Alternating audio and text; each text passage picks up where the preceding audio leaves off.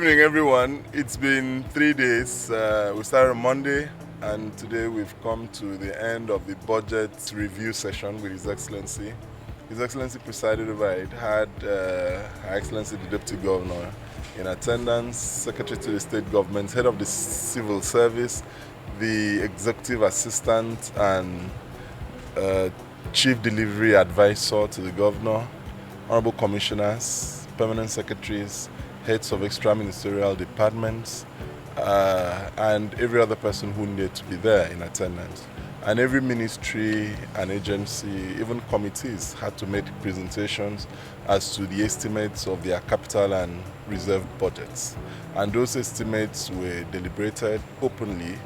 The philosophical underpinning for the projects sought to be executed had to be aligned with the ARISE agenda of government, and where amendments were needed, everyone participated in it. And what this has done is that every single person who participated in this session can speak about the entirety of government. And so the pigeonhole approach to governance, where people are just knowledgeable or concerned about their sector, has been collapsed completely with a flat structure where everyone can see what is on the table. And it brought cohesiveness, because it wasn't just the commissioners or the heads of the agencies who spoke. There are times His Excellency or others directed questions at permanent secretaries or the directors who were involved, or the head of PRS, Planning, Research and Statistics, in those ministries.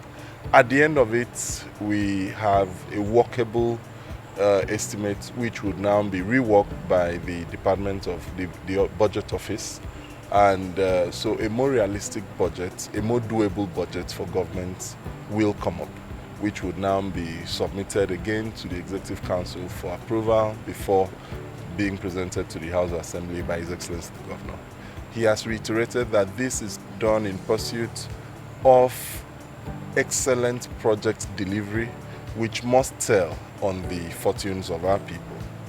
But more than anything, this morning, His Excellency the Governor announced that the state government will be implementing the 80,000 naira minimum wage of the states.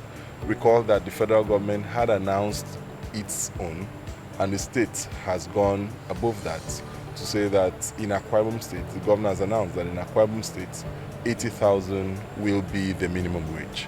Having said so, he's also inaugurated the committee which will analyze and ensure the implementation, because there are consequential adjustments that need to be done.